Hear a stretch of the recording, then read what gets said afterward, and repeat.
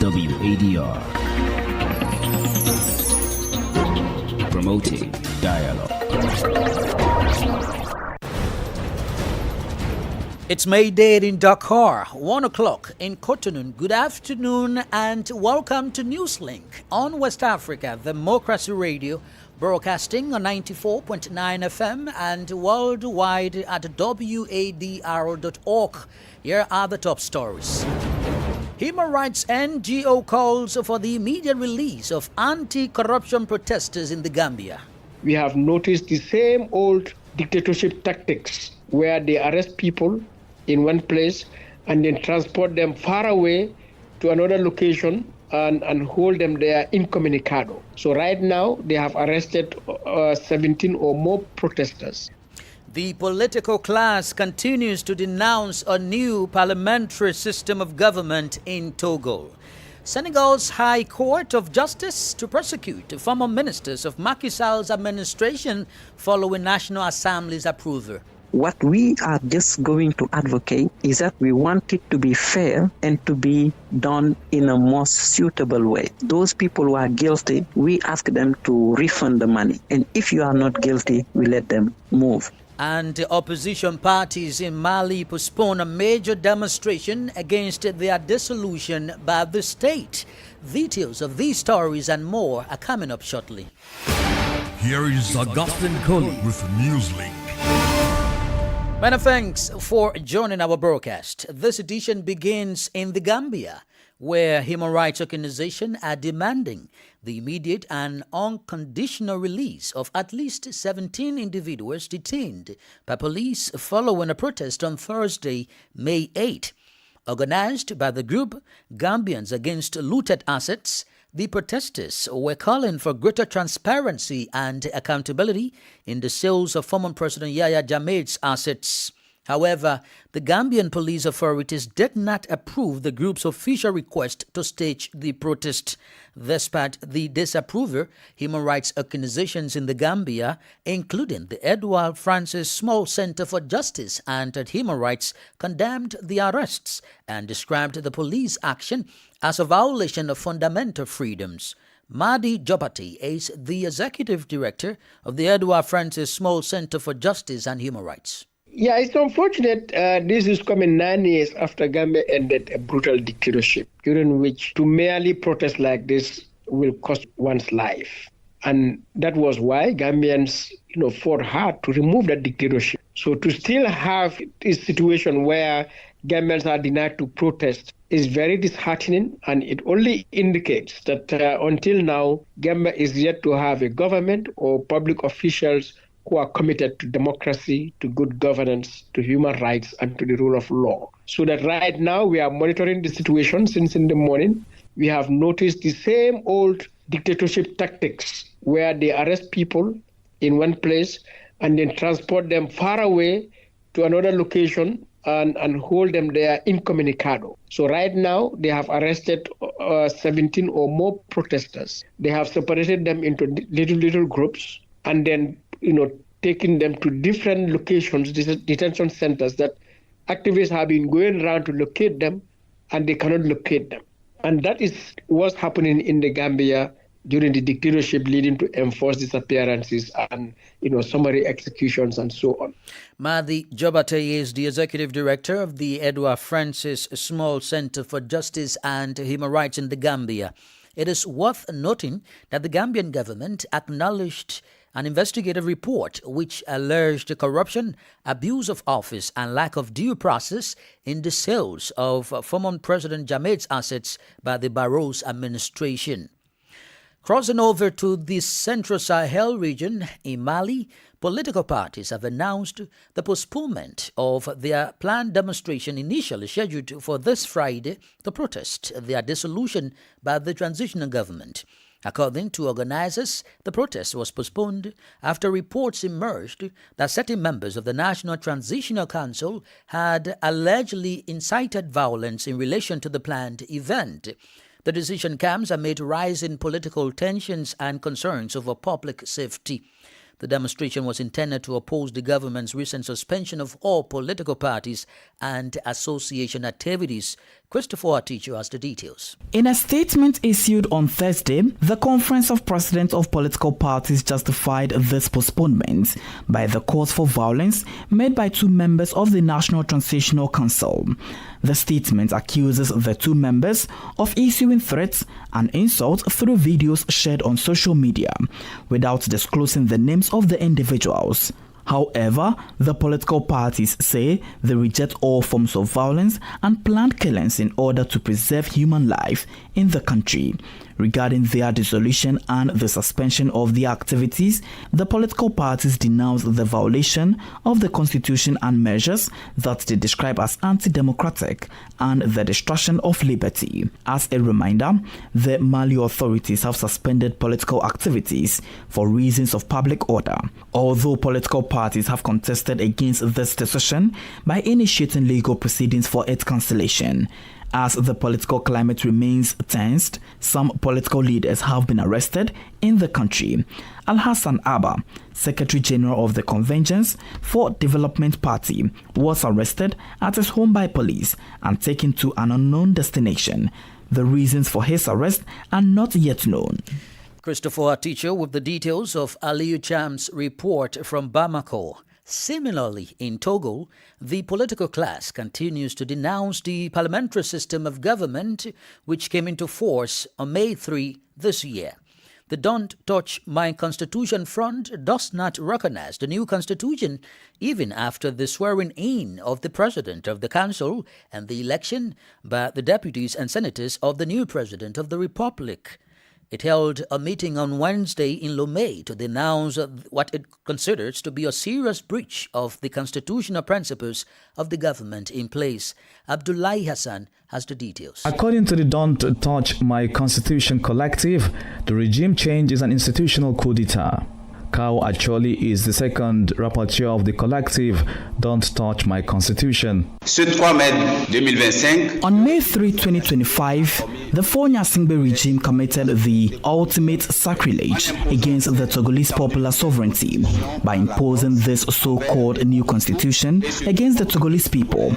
Mr. Fonya Singbe is not only planting Togo into institutional disorder, but he is also tearing apart the fundamental social contracts between the people and the state. Today, two constitutions are in conflict. The one that the Togolese people overwhelmingly approved at 98%, and the one that a desperate regime is trying to impose by coercion. Only the constitutional referendum presents the sovereign legal act by which a people freely grant itself a new constitution. The movement therefore calls for a broad mobilization of the population to oppose the change of constitution and regime. The Front Don't Touch My Constitution calls on all defenders of freedoms to be awakened, to express themselves publicly, and to act. The time has come to transform our indignation into concrete and determined mobilization. Let's continue this sacred fight for our freedoms and our dignity and complete our historical mission now that the walls of tyranny are cracking from all sides. As the state prepares to establish a new government, Togolese forces continue to mobilize for a return to the old constitution, which guarantees the right to vote to all citizens. A report from Sylvie Ouedraogo in Lomé, voiced by Abdullahi Hassan. To more political matters, in Cote d'Ivoire, the trial between Vilari Yapo and Tijan Cham, president of the PDCR, resumed on Thursday, with each party presenting its arguments in writing. Vilari Yapo, a former official of the PDCR, reiterated her position, contesting her expulsion from the party and questioning the legitimacy of the party's president, Tijan Cham. She is seeking to have her expulsion annulled, claiming that the PDCR authorities who enforced this measure were not authorized to do so. In terms of Tijan Cham's legitimacy, she cites the Ivorian Nationality Code, arguing that he was a French national at the time he was elected party leader due to his French nationality. They then contacted the argument regarding Tijan Cham's nationality is baseless as he was born with dual nationality. However, the case has been adjourned until May 15 when oral pleadings will take place. More stories coming up on West Africa Democracy Radio. Newslink continues. Right here in Senegal, 5 former ministers from the administration of former President Macky Sall will soon be tried by the High Court of Justice. The decision follows a majority vote in the National Assembly on Thursday, initiated at the request of the Ministry of Justice.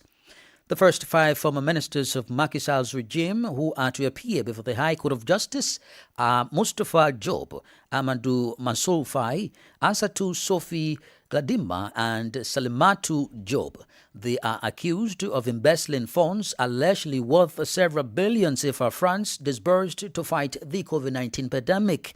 This move marks a critical step in the new government's push for accountability and transparency. However, Amadou Sam, the executive director of Budget Senegal, one of the main organizations that have been calling for accountability of the COVID-19 fund, expresses happiness about the decision. Since 2022, our organization, along with 14 organizations, including ONG Tradi, Forum Civil, and Lex Africa, we were the first to say that we need accountability about COVID fund.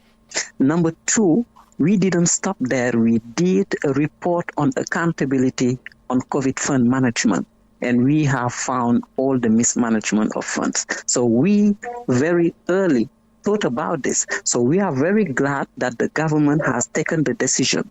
And what is normal is that we cannot prosecute ministries like this. At that time, we didn't have a device that can sue the ministers. That's the reason why the accountant and the manager in the ministers were prosecuted. And now we have a device that is called Haute Cour de Justice that have been created and able to follow the ministers. So we are glad to start this, and I think accountability starts like this. So what we are just going to advocate is that we want it to be fair and to be done in a more suitable way. Those people who are guilty, we ask them to refund the money. And if you are not guilty, we let them move. Amadou Sam is the executive director of Budget Senegal. Elsewhere, Ghana's ability to respond to regional security threats has been significantly enhanced following the donation of 14 armored personnel carriers from the United States to the Ghana Armed Forces. The high-grade vehicles handed over during a ceremony at Bomakam in Accra are expected to play a pivotal role in strengthening national defense, especially in counter-terrorism and peacekeeping operations. WADR's Nadia Ditete reports. With growing instability in the Sahel region posing an increasing threat to Ghana's northern borders, the donation of 14 armored personnel carriers APCs by the United States comes at a critical moment. These vehicles are expected to significantly enhance Ghana's capacity to deter, respond to, and contain cross-border threats, particularly from extremist groups operating in the region. The official handover ceremony was held at the 153 Armored Regiment at Abuga Square in Birmingham, where U.S. Ambassador to Ghana, Her Excellency Virginia Palmer, formally presented the vehicles to Ghanaian authorities. In her remarks, Ambassador Palmer stressed the strategic importance of the donation, noting that it directly supports Ghana's growing role in maintaining national and regional security. She described the move as a demonstration of the United States' commitment to reinforcing Ghana's position as a key pillar of stability in West Africa. Ghana's Minister for Defense, Dr. Edward Omane-Boama, who received the equipment on behalf of the Ghana Armed Forces, emphasized the long-term security value of the vehicles, promising their effective deployment and maintenance. These highly capable mine-resistant, ambush-protected vehicles will enhance troop protection, mobility, and effectiveness in counter-terrorism operations and internal security efforts, including the fight against illegal mining. Galaxy. They are not only assets for national defense, but instruments for regional peace and global solidarity. The move not only strengthens Ghana's frontline defenses, but also deepens the country's security cooperation with the U.S., providing a timely buffer against emerging threats in West Africa's volatile security landscape. For WADR, Nadi Ditete, Accra. You are still listening to Newslink on West Africa Democracy Radio, broadcasting from Dakar, Senegal. Here is a reminder of our top stories. Human rights NGO calls for the immediate release of anti-corruption protesters in the Gambia. Senegal's High Court of Justice to prosecute former ministers of Macky Sall's administration following National Assembly's approval. Opposition parties in Mali postpone a major demonstration against their dissolution by the state. Still ahead in the news, a Universal Access Initiative restores internet connectivity in rural communities of Liberia. We also have guest interview and sports news. Please stay with us. Fresh and breaking news all the time. Hear it first as the news breaks, only on West Africa Democracy Radio. Newslink continues. We are streaming live on YouTube at WADR News and on Facebook, WADR English Service. In a major step towards digital inclusion, Liberia's Universal Access Program is restoring hope and connectivity to rural communities. Through a joint effort, the Liberia Telecommunication Authority, the Ministry of Posts and Telecommunications, and mobile network operators have reactivated a once-abandoned telecom tower in the Swemeka District, Bomi County, western region of the country. The move has reconnected thousands of residents who had long been cut off from mobile and internet access. WADR's Monrovia correspondent Ibrahim Parker reports. The reactivation of the tower marked more than just a technical augury. It was a moment of transformation for the people of Swemeka. At the launch, residents gathered in celebration as 50 mobile phones were distributed to kickstart their access to the network. For many, it was their first experience of reliable mobile and internet connectivity. The introduction of Starlink internet terminals further expanded the reach of data services, bringing even the most remote parts of the region online. Acting Commissioner for Public Affairs and Universal Access at the LTA, Patrick Hunter, emphasized the human impact of the project. We're here with the Lone Star MTN representative. We're here with a technician from Starlink Satellite Internet Group, team from Accra, Ghana, who we see working down there on this site. This place has been suffering from coverage. Community leaders echoed their sentiment, noting how a restored access will revolutionize communication, education, commerce, and emergency response in Bomin and Grand Kitman counties. We are happy. What happened to all today? All the authority and all the citizens, they're happy today. Thank you for the network. We were already in darkness. To even refer patient was very hard. Only one will use CL orange. And where the amulet is, now Lone Star. So the girl Lone Star can be here. So now the patient will be out here, will be quality. But I want to say a big thank you to Laboratory Communication. Today is a historical day for the people of Swemeka District, and we are overwhelmed. With a clear roadmap and sustainable funding in place, the LTA's initiative is not only closing the digital divide, it is opening up new economic and social opportunities for Liberia's rural population. For Newslink on WADR, I'm Ibrahim Parker reporting from Monrovia. Let's now take you to Guinea-Bissau, where the judicial police announced the dismantling of a major human trafficking network. According to the police, it was also a network facilitating illegal immigration. More details with Francis Boniface. According to the Bissau-Guinean Judicial Police, a recent raid on a criminal network in the capital Bissau led to the release of over 100 victims. These individuals are citizens from Côte d'Ivoire, Mali, and Guinea. As reported by the police, the victims were found detained in inhumane conditions across various residencies in the city and suffered from multiple forms of abuse. The investigators revealed that traffickers lured these victims with promises of smuggling them into Europe. The shared videos on social media depicting supposed migrants boarding cargo ships destined for Europe from the port of Bissau. Meanwhile, the victims stated that the traffickers promised them a trip to Europe with Portugal as a first destination in exchange for payment of 1 million CFA francs per person. Upon arriving in Bissau, they were confined to small houses with as many as 60 people in each. The police operation also led to the arrest of 7 foreign nationals involved in this criminal network, along with the seizure of equipment used to facilitate the trafficking. The authorities in Guinea-Bissau have reaffirmed their commitment to combating criminal networks and have called for increased international cooperation. Francis Boniface with that report. Politics, analysis on major news, social matters, and all. This is A Guest. This segment of Newslink takes us back to the Gambia, where human rights organizations are demanding the immediate and unconditional release of at least 17 individuals detained by the police following a protest on Thursday. Organized by the group Gambians Against Looted Assets, the protesters were calling for greater transparency and accountability in the sales of former President Yahya Jammeh's assets. However, the Gambian police did not approve the protest. Our guest is Madi Jobate, Executive Director of the Edward Francis Small Center for Justice and Human Rights. Until today, 5 years later, Gambians have not been informed about how these assets were disposed of.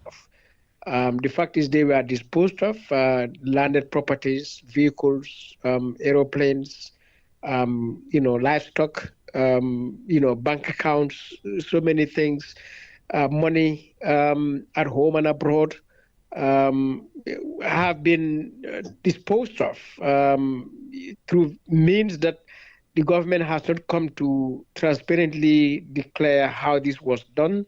They sold some things, how they were sold. They allocated pieces of land to individuals or businesses or institutions. And, so there isn't transparency as to how these materials, items or assets were disposed. And that is what the call is all about. So the police refused these people to protest and, on no grounds, because the right to protest is guaranteed by the government constitution. We have a Public Order Act which requires that if you engage in a protest that includes or involves a procession and the use of a loudspeaker, you need a permit from the police. But in this instance, these protesters did not engage in any procession. They did not use any loudspeaker. The police denied the request made by this group of Gambians for their peaceful assembly, yet they still protested. What do you make of that? They did not give any reason why they should not give a permit.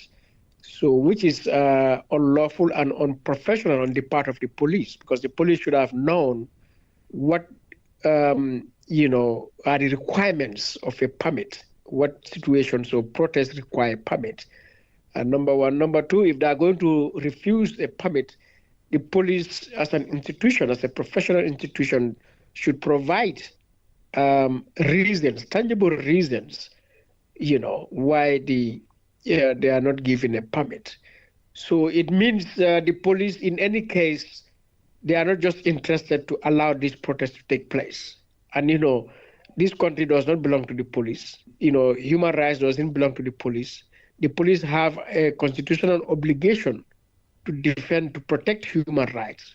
So what is required of them is to protect human rights. Apparently, they are not interested to do that. And so whether the period is too short or too long, it really doesn't make any difference. So that even if the period is too short, all that the police could have done was to say, this period is too short for us, and have a conversation so that you can, see whether to reschedule the protest, all in the interest of ensuring that the right to assemble and human rights in general is enjoyed by citizens. The police is not here to deny rights, but to make citizens enjoy it and to facilitate that enjoyment as much as possible. Now, finally, sir, as a human rights activist, how would you describe the arrest of those Gambians who gathered on yesterday? Yeah, it's unfortunate.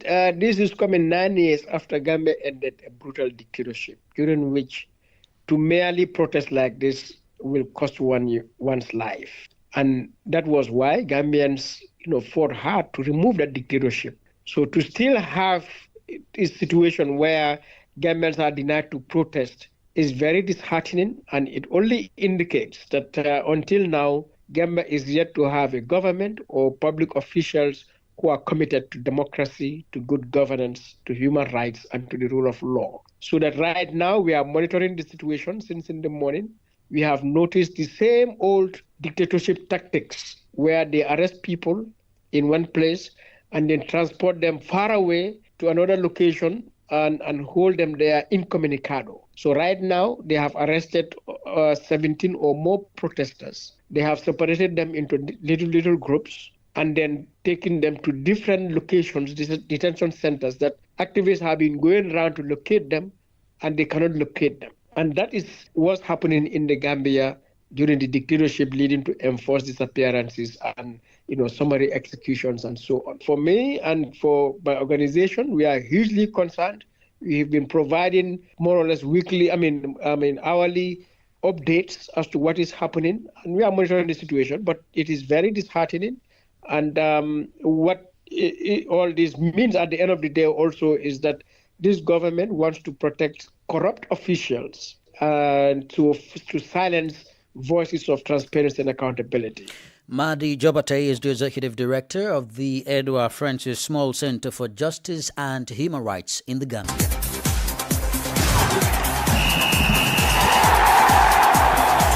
Well, up next is Sankule Janko with sports. Hello, in sports, defending champions Senegal kept their title defense alive with a hard-fought 2-0 victory over DR Congo in their final Group C match at Dakar on the 20 Africa Cup of Nations in Swiss on Thursday. Goal from Sekjam and Ibrahim Dieng secured a crucial win that sees the young Teranga Lions advance to the quarterfinals as runners-up aging DR Congo on goal difference. Ghana's 1-0 win over Central African Republic in the simultaneous group fixture meant that a win would suffice for Senegal, who came into the match with just 1 point from their opening two matches. The result means Senegal finished second in Group C on 4 points behind leaders Ghana 7 and will now face Group D winners in the quarterfinals. Elsewhere, Ghana's under-20 secured a hard-fought 1-0 win over the Central African Republic on Thursday to finish top of Group C and book their place in the quarterfinals of the under-20 Africa Cup of Nations. Joseph Opoku's compose finished in the 84th minute to prove decisive at the Swiss Canal Stadium, ending a tense contest that had seen Ghana dominate possession and chances without reward for much of the game. The result means Ghana topped the group with 7 points from 3 matches, while Senegal's 2-0 win over DR Congo in the other group fixture ensured they joined in the Black Satellites in the last 8. And finally, in the FIFA Beach World Cup, Senegal are through to the semi-finals of the FIFA Beach Soccer World Cup, Seychelles 2025, after a last-second 4-3 extra-time victory over Italy in a thrilling clash at the Paradise Arena in Victoria on Thursday. Senegal will face Belarus in the last 4 on Saturday as they seek to reach the final of the Global Soapies competition for the first time. Their previous best finish is 4th place in 2021. And that's it for sports. With that, we've come to the end of this edition of Newslink here on West Africa, Democracy Radio, broadcasting from Dakar, Senegal. Thank you for listening, and many thanks to Falou Sow and Umu Dayogo for the technical support. Do interact with us via our social media platforms, X, Instagram at WADR English, and on Facebook, WADR English service. At 1 p.m., our comprehensive news in French, which is Info Chez Vous, will come your way with Sani Momoni Seibu. I am Augustine Cully. Good afternoon. And many thanks to you for listening to Newslink via Hot 104.3 FM, Newmi FM 94.0, Hilltop Radio 104.7 FM, and Veritas Radio 102.9 in Banjul, the Gambia. We also appreciate our listeners in Liberia via Alternative Youth Radio 98.9 FM, Lofa County, Radio Kagama 94.5 FM, Niba County, DCN Radio 91.3 FM, FM, Riverside County. Wakata FM Radio, Banga, Liberia. Radio Baf FM, 91.3 Sierra Leone. For you listening via Radio Pad 95.1 Damango, Savannah region, and on Royals FM 104.7 Wenchi, Ghana, we say a big thank you. Remember, West Africa Democracy Radio is all about you, your views, and your opinions.